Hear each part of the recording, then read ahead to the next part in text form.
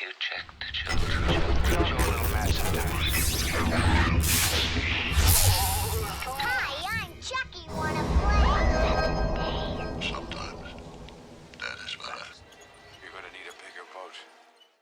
What's up, everyone? Welcome back to the Horror Show. I'm Cecil Laird. And you got Jaime and Fuego here. And we are finally back with some new content. I have technically still am sick.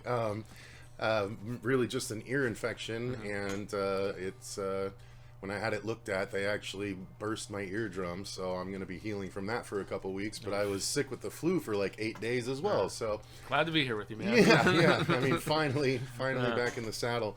Yeah. But that's why this review is coming so late, guys. We're here to talk about the new Nosferatu, and I don't know what this discussion's going to be like. I'm curious as well. Yeah, so I saw this. Well, hang on. First, just background. Yeah. I've never seen any of the other Nosferatus. The closest thing I've seen is Shadow of the Vampire. Which is excellent. Unfortunately, it's out of print, and I'm glad I have that DVD. Yep, but me too, I don't me even think too. it's streaming anywhere. Maybe Have they'll- you? So, have you seen any of the other ones? Oh yeah, yet? I've seen them all. Oh Yeah. really? Oh yeah. Did you see the new Doug Jones version? No, that's the only one because I heard that it was going to be just on Apple TV Plus, but then I heard it was like a shot-for-shot remake of the original. But with a silent lot of film. digital background and stuff. Like yeah, a lot. green screens and Yes. stuff like that. Yep. Oh, so have you watched that one? I saw a trailer for it. Oh, okay. Robert and I did a trailer reaction to it. I shied away from it. And like, I mean, I still saw it pop up on my Prime the other day, like as a potential thing. But I was like, I revisited the Werner Herzog, Yeah. you know, and then the original Silent from late teens, early 20s, 22 I maybe, think, something yeah. like that. Yeah. So, and I had recently revisited both Caligari and Nosferatu during my horror history class at Arizona State about a year or so ago.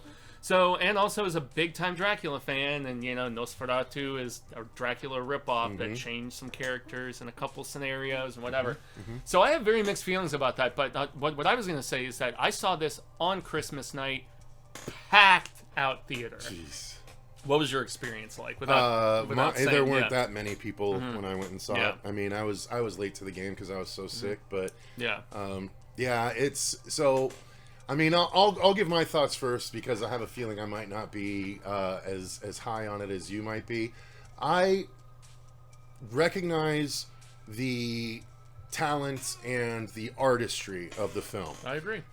Shot beautifully, and you know, of the era, even though with modern, you know, nuances and stuff. So I like that aspect of it. But having never seen the story before, except I have seen the Dracula, you know, Bram Stoker's Dracula, so I saw that story, and this is very similar.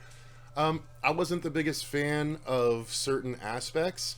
I like that it's, you know, an incoming, you know, threat, slowly but surely, and I liked when Nicholas Hoult went to Transylvania. That part was really cool, but the rest of it was annoying, you know, gothic pseudo romance that I didn't like Crimson Peak very much. It's just, it's not really my bag, and quite frankly, a lot hung on the Nosferatu of it all. And while Bill Skarsgård was indeed unrecognizable, even more so than Pennywise, I hated his look. I thought he looked fucking ridiculous with that goddamn mustache. Tom Selleck in it. That. It was so stupid. And like, I get it. He's supposed to be like a withered corpse, not a traditional vampire, but I don't see a lot of withered corpses that only grow a mustache and not a full beard if it's growing hair. You know what I mean? And the hair wouldn't be jet black. And it just fucking ruined the look for me. And so, and I really, the acting was great, but Lily Rose Depp went over the top a few times for me. Like, I just, one instance in particular, just, I was like, oh, God, it's too much, dude, too much. So overall, it's like a 3 out of 5 for me. Yeah, I had very mixed feelings about this. Very mixed feelings about it because of the fact that I've always just found Nosferatu suspect to begin with because it was a Dracula ripoff and because it follows so many of those beats. And I could not help but compare this to Coppola's Dracula, which I far prefer to this movie. I'm going to echo your sentiments about the fact that it felt very much like a Robert Eggers movie, most notably, you know, just the gothic sensibilities of his first film, The Witch. And so from a costuming standpoint, from a recreation of this time in Germany, although they're all speaking English, whatever. I thought, costuming, locations, all that stuff was great, but the story is just too repetitive for me. I did not like a lot of the performances, and I know I had some discourse with somebody about this, where they're like, no, Aaron Taylor Johnson is supposed to be kind of hammy. It's going for that Hammer horror sort of. He felt goofy to me at times, and almost deliberately so, like he was instructed by Eggers to kind of perform. It's like some of his line delivery, even in these like really fearsome, scary situations, just seemed campy to me, and I felt like it was kind of deliberate, perhaps. I don't feel like it stood out amongst anything else, especially not against Lily Rose Depp. I didn't like. I'm going to echo somebody else. I thought she was miscast, man. I did not like her very much in this role. I didn't think she was strong enough with her performance. The scene that I'm pretty sure you're talking about, where let's have him see us, was one, and then there's also the another one where she essentially has a seizure. Oh, yeah, well... It's fucking ridiculous. Yeah, and they're trying to inject a little bit of, beyond what... I forget the name of Jonathan's lady, the one that's the long-lost star-crossed love. Mia. Was it Mia or Mina? I thought it was Mina. Well, the Winona Ryder equivalent of this... Okay, well... yeah, just trying to turn it into this whole possession kind of thing, and I can't recall if they did that in the Werner Herzog one from the 70s, which I much prefer to this version, more so than anything because it was more so... It was closer to Dracula. Well, and it was more so a story about Nosferatu himself, whereas in this one he was more like this fearsome set dressing, and it was about the Lily Rose Depp character. I thought she was strong at times, but then at other times I felt like her inexperience showed and she was really overdoing it. I also felt Holt, and I've seen him in a couple great roles this year. The Order, he was really good. He was also... Renfield. Yeah, great. Yeah, was that was last year in another vampire role. And then the third film that I saw him in this year that he was quite good in is totally eluding me at the moment, or he was going to crucify me for not remembering. But once again, same with him. I liked him at times, at others I didn't. I think this film is getting a lot of hype from people who are a little bit younger and are like... No, I think it's a lot of older people. I saw both, man. Maybe just from... I'm seeing people say, you just didn't get it if you didn't think it's the best movie of the year. I've seen that from a lot of people, including people that I really... most annoying thing to come out of the 2020s is you just didn't get it. Yeah, and including people that I really... like and respect, and I've met at horror conventions and things like that. I've seen some people saying that they just can't wrap their head around. There's one person I'm thinking of right now that they just can't understand why a lot of his contemporaries and people that he knows throughout the industry, from like horror festival organization and stuff like that, like he cannot fathom how people don't just adore this movie. But I feel like it's becoming kind of polarizing because of the fact that it's very much a mixed bag. And the last eggheads are just like Snyder Bros. In a lot of ways. You know what I mean? Well, and also, the eternal... Just as fervent. They're not quite as negative, like, but they're black, just as fervent. And has, like, goth sensibilities, man. Like the goth community on Christmas night, at least, it was a very anti-holiday film, and people were coming out decked out in like big time dresses and all the war paint and everything and stuff. And so it does feel like it's very much a cultural moment for that contingent of people, for that that cultural sort of pocket of horror and just like dark things in general.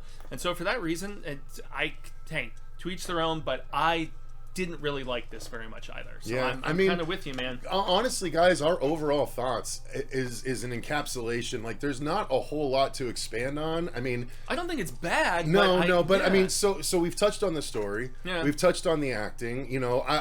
Willem Dafoe felt a little wasted here. I wanted him to be... He's the only one that wasn't as over the top as I wanted him to be. Because at times... You know what I mean? Like, towards the end, you get a glimpse of like... Oh, and he does a little bit batshit. Yeah, and but he I does wanted some more funny of that. Stuff, like when he lit his pipe on the Christmas tree and stuff. Like, there were little moments that made me laugh from him. But like, you know, I thought Nicholas Hoult was really strong. Personally, I thought he was really good at one of the strongest being in the movie. Completely fucking scared of this dude. You know, so I thought he did a great job there. But again, in the back half, he's relegated to just kind of.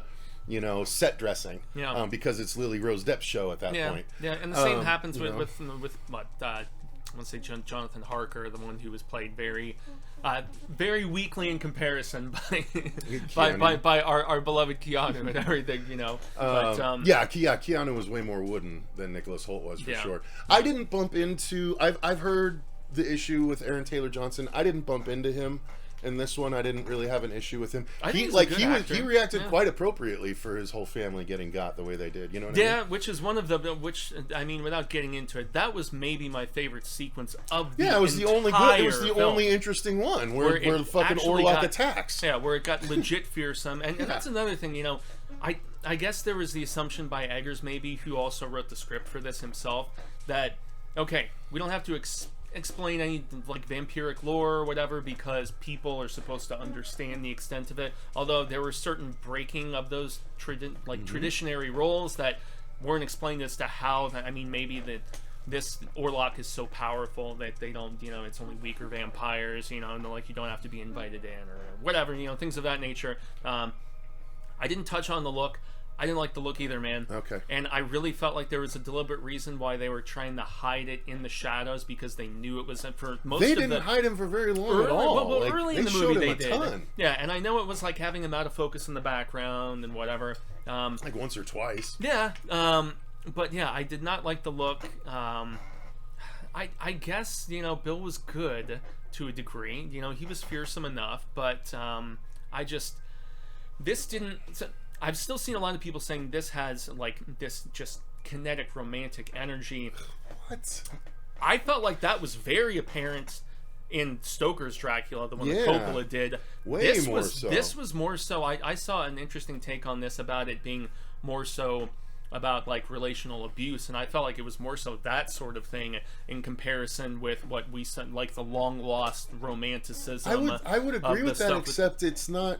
It doesn't represent it accurately because the victim is never as like, "Ooh, come to me," like, because then you're saying that the victims are asking for it, and I don't like that. Yeah, that doesn't seem right to me. Yeah, it's just one of many takes. This film is being like arduously analyzed by a lot of people who love it, and it's being kind of dismissed, I think, by maybe people like us that just weren't the biggest fans of it. So I'm not dismissing it. Like I see. No, I mean, I'm not. I'm not. I don't like it. That doesn't mean I'm dismissing it. Yeah. You know, I just it's not for me. And a lot of most of just the wrong choice of word on my part. I didn't like The Witch the first time I saw it. When I rewatched it, I really liked it. Yeah. I still don't like The Lighthouse. I'm never gonna like The Lighthouse. Northman is a fun, like good story, action story. I quite easily like that. Accessible, and then like he's the most roller coastery of directors for me. But he's also like, again, eggheads be eggheading. They will swear up and down that there is none higher than Robert Eggers in Hollywood right now, and it's like, I had not heard the egghead term, but let's simmer down. That I'm trying to coin it, actually. I'm trying to coin it, and it is appropriate, because it just shows that fandom can be just as like fanatical. It doesn't matter if it's superhero stuff or the hot new horror thing, because I've seen this on so many best of lists. It's not even close to mine, No, not even. Like it wasn't even sniffing around the door, man. I need to count the amount I've seen. I might have seen maybe 70, 80. I know you saw more than me, but yeah, I did extensive but like deep dive. it would not it would be in the lower half for sure for me.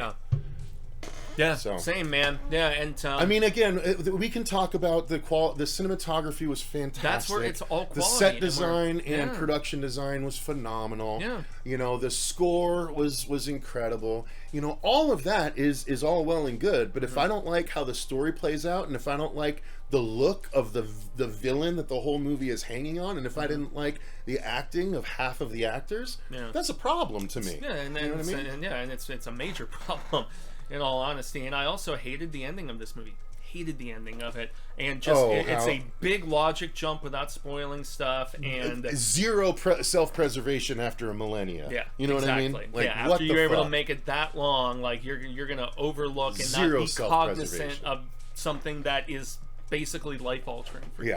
Yeah. And I did like that end shot of the just shriveled up. I did enjoy that. That was one of the best like little moments of the film. The film does have some moments, man, and yet it's just that I'm always going to be judgmental of Nosferatu because it is a Dracula copycat that just got enough steam over the years. And since I've seen so many different great Dracula adaptations over the years, and I love the book, and so well, and that they Stoker got sued one, by or the that Stoker. Coppola one is got a lot I of think it A still talent. holds up. I mean Anthony Oldman, Hopkins, Carrie Winona Ryder, Owens, everyone is really solid except for Keanu. Yeah, and that was when, I mean, it was becoming more apparent that when he was going to have a resurgence as in his acting, it was going to be for people who have less heavy lifting, you know, more shooting and running and jumping, being the badass. John Wick isn't turning the him most into loquacious. and he doesn't have to deliver a people. lot of dialogue anyway, you know. So yeah,